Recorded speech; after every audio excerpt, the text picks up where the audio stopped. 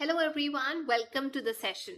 आज हम डिस्कस करने जा रहे हैं grade 11th political science CBSE की बुक का नाम है पॉलिटिकल थ्योरी और हम डिस्कस कर रहे हैं चैप्टर 7 नेशनलिज्म की समरी। सबसे पहले हम बात करते हैं नेशनलिज्म की। देखिए, पिछले 200 साल या उससे ज्यादा का टाइम अगर हम बात करें तो जो नेशनलिज्म है वो उभरा है as one of the most compelling, जबरदस्त पॉलिटिकल क्रीड्स जिसने हेल्प किया है हिस्ट्री को शेप करने में। इसने लोगों को यूनाइट भी किया है और जितना यूनाइट किया है उतना डिवाइड भी किया है। इसने लोगों की हेल्प की है कि वो अपने आप को लिबरेट कर सके ऑप्रेसिव रूल से, पर साथ ही साथ ये एक कॉज बना है कॉन्फ्लिक्ट का, बिटरनेस का, लड़ाई का, वॉर का, क्योंकि हर कोई एजर्ट करना चाहता है ना राइट अपनी टेरिटरी के ऊपर। तो नेशनलिज्म बहुत सारे फेजेस से पास हुआ है, मतलब इसका एक आप कह सकते हैं गोल हो सकता है, लेकिन इसके बहुत सारे फेजेस थे जहां पर अब ये पहुंचा है, वो उन फेजेस से होता हुआ निकला है।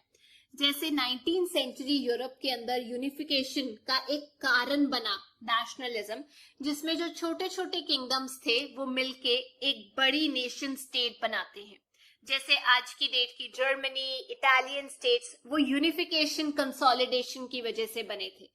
पर नेशनलिज्म ही वो फोर्स था जिसने एक कंपनी किया, हेल्प किया बड़े बड़े empires, Austria Hungary, Russian empire, Europe को छोटे छोटे हिस्सों में टूटने पे मजबूर किया। जो छोटे छोटे हिस्से टूटे British, French, Dutch, Portuguese empire के, वो एक एग्जाम्पल है। वैसे ही ये जो प्रोसेस है जिसमें बाउंड्रीज जो है एक स्टेट की रीडिफाइन की जाती है, कंटिन्यूसली हो रहा है। हर रोज कोई कंट्री जो है अपनी बाउंड्री थोड़ी इधर कर देती है, कोई उधर कर देता है। आज की डेट में वर्ल्ड की अलग अलग जगह पे विटनेस की गई है नेशनलिस्ट स्ट्रगल, जो थ्रेटन करती है कि वो डिवाइड कर देगी एग्जिस्टिंग स्टेट्स को, छोटे छोटे हिस्सों में डिवाइड कर दिया जाएगा। ऐसी जो सेपरेटिस्ट मूवमेंट है वो डेवलप हुई है। क्यूबिकवा जो कनाडा में एक एरिया है, बास्क के अंदर जो नॉर्दर्न स्पेन के अंदर है, कुर्ड्स के द्वारा टर्की और इराक में, और जो तमिल्स हैं श्रीलंका के अंदर जो इतने सालों से रह रहे हैं, वो भी चाहते हैं कि नॉर्थ ईस्टर्न पार्ट जो है श्रीलंका का, वहां पे उनको ऑटोनॉमी दी जाए। और भी बहुत एग्जाम्पल्स है। अब सबसे पहले हम डिस्कस करते हैं कि नेशन क्या है, क्या इसकी कोई डेफिनेशन है।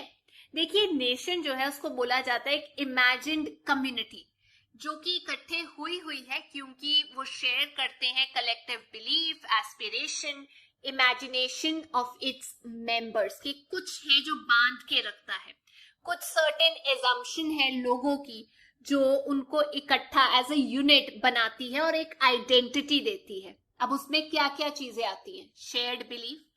सबसे पहले जो नेशन है वो बिलीफ पे टिका हुआ है। नेशन जो है माउंटेन्स, रिवर्स या बिल्डिंग्स नहीं है जिसे आप देख सकते हो, फील कर सकते हो। नेशन रेफर करता है कलेक्टिव आइडेंटिटी को, जिसका विजन है कि वो जो ग्रुप है वो इकट्ठा देखता है, वो एस्पायर करते हैं कि हम इंडिपेंडेंट पॉलिटिकल एग्जिस्टेंस रखें। तो जो नेशन है वो एग्जिस्ट करता है जब उसके जो मेंबर्स हैं वो इकट्ठे रहते हैं, ये बिलीव करते हैं कि हम इकट्ठे बिलोंग करते हैं, रहना नहीं, बिलोंग करते हैं इकट्ठे।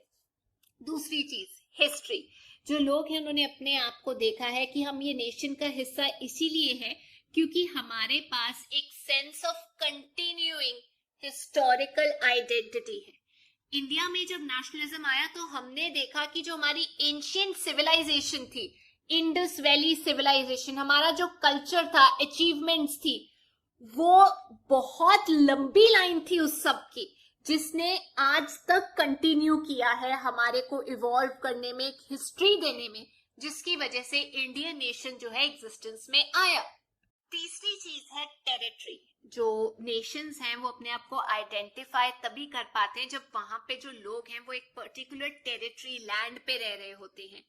उनका शेयर्ड पास्ट, इकट्ठा रहना एक पर्टिकुलर टेरिटरी के ऊपर लोगों को एक सेंस ऑफ कलेक्टिव आइडेंटिटी देता है। लोग अपने आप को देखते हैं कि हमारा ये जो लैंड है ये होमलैंड है। अलग अलग नाम दिए जाते हैं जिस टेरिटरी को वो ऑक्यूपाई कर रहे हैं, जिस लैंड पे वो इतनी देर से रहते आए हैं, उसका एक स्पेशल सिग्निफिकेंस है उन लोगों के लिए, जिसको वो क्लेम करते हैं कि ये हमारा अपना है।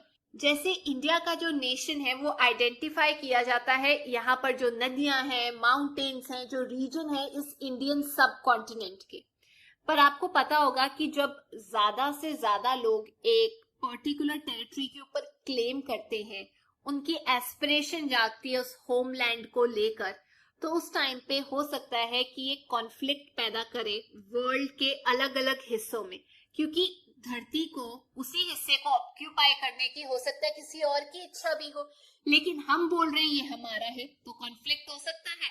अच्छा, इन सब फैक्टर्स के अलावा एक और फैक्टर है शेयर्ड पॉलिटिकल आइडियल्स। एक शेयर्ड विजन होना चाहिए फ्यूचर को लेके, जिसकी वजह से कलेक्टिव एस्पिरेशंस होनी चाहिए कि हमें एक इंडिपेंडेंट पॉलिटिकल एग्जिस्टेंस चाहिए जो बेसिकली बाकी लोगों से अलग हो। तो जब हम डेमोक्रेसी की बात करते हैं उसमें एक शेयर्ड कमिटमेंट आता है कुछ पर्टिकुलर पॉलिटिकल वैल्यूज के लिए, कुछ आइडियल्स के लिए, जो मानी जाती है कि बहुत डिजायरेबल है और जो बेसिस है उस पॉलिटिकल कम्युनिटी के लिए या उस नेशन स्टेट के लिए। उसी के अंदर जो पॉलिटिकल कम्युनिटी है उस टेरिटरी के अंदर, they are bound by set of obligation. तो एक नेशन जो है वो स्ट्रेंथन तभी हो पाएगा जब उसके लोग एक्नॉलेज करेंगे, एक्सेप्ट करेंगे वो ऑब्लिगेशन जो उनके हैं उनकी स्टेट के प्रति या उनके फेलो मेंबर्स के प्रति। एक और चीज है जो लोगों को बांधती है एक नेशन के अंदर, वो है कॉमन पॉलिटिकल आइडेंटिटी। अब आप सोच रहे होंगे कि अरे, लोगों को तो ये लगता है कि cultural identity, common language, common descent लोगों को इकट्ठा बांधता है। पर आप ये सोचो, हम इंडिया की अगर बात करें, कितने फेस्टिवल्स मनाए जाते हैं, कितने लोगों के अलग अलग सिंबल्स हैं, क्या हम सबको खतरे में नहीं डाल देंगे अगर हम कल्चरल आइडेंटिटी देंगे? क्या हम उसके बेसिस पे चेरिश कर पाएंगे जो हमारा आइडिया है डेमोक्रेसी का? मैं आपको दो रीजंस दे देती हूँ। एक रीजन ये है कि हम कल्चरल आइडेंटिटी के साथ क्यों नहीं एसोसिएट कर सकते अपने आप को, क्योंकि जो मेजर रिलीजन है वर्ल्ड के वो इंटरनली डाइवर्स है। मतलब जो रिलीजन है उनके अंदर अलग अलग तरीके के सेक्शंस हैं, सेक्ट्स हैं जो डिफरेंट हैं, जो अलग तरीके से इंटरप्रेट करते हैं रिलीजियस टेक्स्ट और नॉर्म्स को। और दूसरा रीजन, जो ज्यादातर सोसाइटीज हैं आज की डेट में वो कल्चरली डाइवर्स हैं। जो लोग हैं वो बिलोंग करते हैं डिफरेंट रिलीजन को, फॉलो करते हैं डिफरेंट लैंग्वेज को, बेशक वो सेम टेरिटरी पे रह रहे हो, लेकिन इन रीजंस के चलते डिजायरेबल ये है कि नेशन को पॉलिटिकल आइडेंटिटी से एसोसिएट किया जाए रादर देन कल्चरल टर्म्स में। क्योंकि अगर आप लोगों की लॉयल्टी नहीं हासिल कर पाते, जो वैल्यूज कॉन्स्टिट्यूशन में इंश्राइंड है वो आप सपोर्ट नहीं कर पाते, तो डेफिनेटली कॉन्फ्लिक्ट आएगा ही आएगा, आप लोगों की लॉयल्टी नहीं ले पाएंगे। अब बात करते हैं नेशनल सेल्फ डिटर्मिनेशन के बारे में। ये एक नया कॉन्सेप्ट आया है। जो नेशन है ये काफी अलग होते हैं बाकी ग्रुप से, जो सोशल ग्रुप्स होते हैं, क्योंकि नेशंस चाहते हैं कि हम खुद अपने आप को गवर्न करें। वो डिटरमाइन करना चाहते हैं अपनी फ्यूचर डेवलपमेंट का जो कोर्स है, हम ये कह सकते हैं वो चाहते हैं राइट टू सेल्फ डिटर्मिनेशन।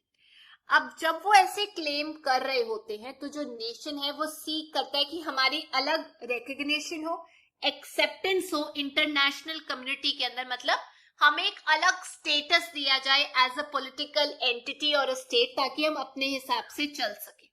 कुछ केसेस में ऐसे जो क्लेम्स है सेल्फ डिटर्मिनेशन के, वो लिंक किए जाते हैं एक डिजायर के साथ कि हमें बनानी एक ऐसी स्टेट जिसमें जो कल्चर है उस ग्रुप का वो प्रोटेक्ट किया जाएगा। अगर प्रिविलेज नहीं मिलता तो कम से कम सुरक्षा तो दी जाएगी। जैसे 19वीं सेंचुरी के अंदर यूरोप के अंदर ये नोशन आया कि एक कल्चर पे एक स्टेट बननी चाहिए, और इसने एक्सेप्टेंस भी गेन की। इवन वर्ल्ड वॉर 1 के बाद जब ट्रीटी ऑफ वर्सेलिस साइन हुई, जो कि एक पीस ट्रीटी है, 1919 के अंदर साइन हुई थी, उस टाइम पे इस्टेब्लिश हुए थे छोटे छोटे न्यूली स्मॉल इंडिपेंडेंट स्टेट्स। पर बाद में इम्पॉसिबल लगा इस डिमांड को सेटिस्फाई करना कि हमें सेल्फ डिटर्मिनेशन चाहिए। ये तो पॉसिबल ही नहीं था, क्योंकि एक कल्चर के बेसिस पे एक स्टेट नहीं हो सकती।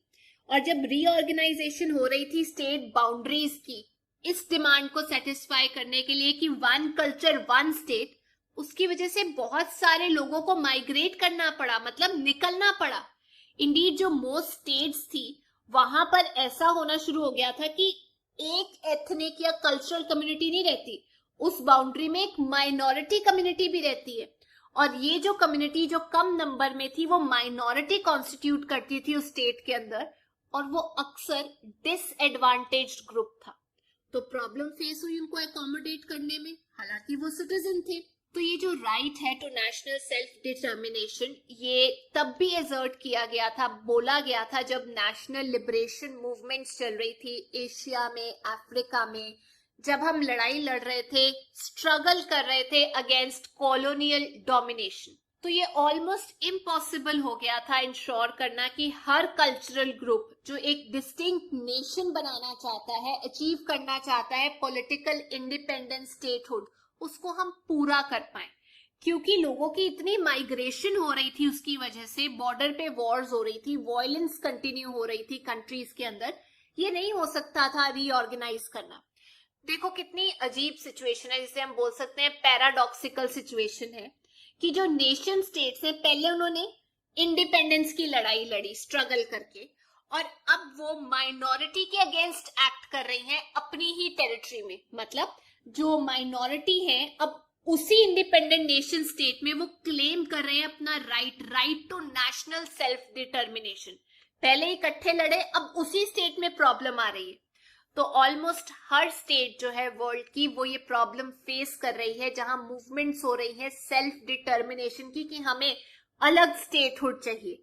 ज्यादा से ज्यादा लोग जो हैं वो ये रियलाइज कर चुके हैं कि जो सोल्यूशन है इस प्रॉब्लम का, वो ये नहीं है कि छोटी छोटी और स्टेट्स बना दी जाए, बल्कि जो एग्जिस्टिंग स्टेट्स हैं उनको और ज्यादा डेमोक्रेटिक इक्वल बनाया जाए। इस टाइम पे जरूरी हो गया इस प्रॉब्लम को रिजॉल्व करना, जिसमें नए नए क्लेम्स आ रहे हैं for self determination, but also ये इसलिए जरूरी है क्योंकि हम इकट्ठे होके एक स्ट्रॉन्ग और यूनाइटेड स्टेट बनाना चाहते हैं।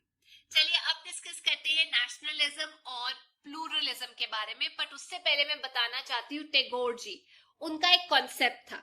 वो ये बोलते थे कि आप वेस्टर्न इंपीरियलिज्म को अपोज करो, लेकिन उनसे बिल्कुल शट डाउन मत करो, मतलब उनसे भी कुछ सीखने को आपको मिलेगा। अगर आप उनको बिल्कुल कंडेम कर दोगे, शट डाउन कर दोगे, तो वहां से जो लोग आ रहे हैं, इस्लामिस्ट लोग, मुस्लिम लोग, ज़ोरास्ट्रियन लोग, या आप कह सकते हैं किसी और कल्चर के लोग, आप उनको नहीं वेलकम कर पाओगे। आप शट कर दोगे कि तुम्हारी वजह से हम लोग सफर किए हैं। तो ये आइडिया बहुत इंटरेस्टिंग है। वैसे ही स्पेन के अंदर ऐसी एक प्रॉब्लम चल रही है बाय बास्क एरिया, आप उसके लिए दूसरी वीडियो चेक कर सकते हो जिसमें डिटेल में मैंने डिस्कस किया है। अब हम डिस्कस कर रहे थे नेशनलिज्म और प्लूरलिज्म। तो जिस तरीके के अलग अलग ग्रुप्स हैं उन्हें अलग अलग राइट्स दिए गए हैं, गारंटीड राइट्स दिए गए हैं कंट्रीज के द्वारा, जिसके अंदर कुछ कॉन्स्टिट्यूशनल प्रिविलेजेस प्रोवाइड की गई हैं उनके लैंग्वेज को, कल्चर को, रिलीजन को प्रोटेक्ट करने के लिए, खास तौर पे माइनॉरिटी ग्रुप्स के लिए। कुछ केसेस में जो कम्युनिटीज हैं उनको रिप्रेजेंटेशन दी गई है लेजिस्लेटिव बॉडीज के अंदर, स्टेट इंस्टीट्यूशंस के अंदर। तो ये जो डिफरेंट ग्रुप्स हैं इनको गारंटीड रिकॉग्निशन देने की जरूरत है as part of national community, otherwise ये डिमांड करेंगे कि हमें अलग करो। देखिए ultimately right to national self determination है, उसको ये समझा गया था कि आप एजर्ट कर सकते हो अपनी independence as independent statehood for nationalities मांग सकते हो, लेकिन ये इम्पॉसिबल हो जाएगा हर किसी को इंडिपेंडेंट स्टेटहुड ग्रांट करना, एक ग्रुप को जो अपने आप को ये बोलता है कि हम तो बिल्कुल अलग है, हमारा कल्चर अलग है, हम अलग नेशन बनना चाहते हैं। ये अनडिजायरेबल है। मतलब इंडिपेंडेंस एजर्ट करना एक कॉन्सेप्ट है, छोटे हिस्सों में टूटना अलग कॉन्सेप्ट है। आज की डेट में भी हम विटनेस करते हैं स्ट्रगल जो की जा रही है रिकॉग्निशन हासिल करने के लिए डिफरेंट ग्रुप्स के द्वारा, जो ये बोलते हैं कि हमारी तो अलग लैंग्वेज है, नेशनलिज्म के लिए ये सफिशिएंट है। तो डेमोक्रेसी के अंदर जो पॉलिटिकल आइडेंटिटी है सिटीजन की, वो ही इंक्लूड करे उनकी डिफरेंट आइडेंटिटीज जो एक इंसान की हो सकती है। मतलब पॉलिटिकल स्फेयर में ही उसको रिस्पेक्ट देने की जरूरत है, क्योंकि एक इंसान की बहुत सारी आइडेंटिटीज हो सकती है, रिलीजन, कास्ट, जेंडर वाइज, ये सब इंक्लूड करना पॉलिटिकल स्फेयर के अंदर बहुत जरूरी है। इट वुड बी डेंजरस अगर हम इनटॉलरेंट हो जाते हैं इन सब डिमांड्स के लिए, क्योंकि जो डेमोक्रेसी है ना वो डीप रूटेड है, और अगर सब लोगों को इक्वल रिस्पेक्ट नहीं दी गई, उनकी आइडेंटिटी को रिकग्निशन नहीं मिली, तो ये जो नेशनलिज्म की डिमांड्स है ना ये कभी बंद नहीं होगी। तो नेशनलिज्म एक बहुत इंपॉर्टेंट टॉपिक है। आई होप आप लोगों को ये समरी समझ आ गई होगी। आप डिटेल्ड चैप्टर की डिस्कशन भी चेकआउट कर सकते हैं, लेकिन अगर आपको ये वीडियो अच्छी लगी तो please make sure you like, share and subscribe. See you soon, till then take care, bye bye.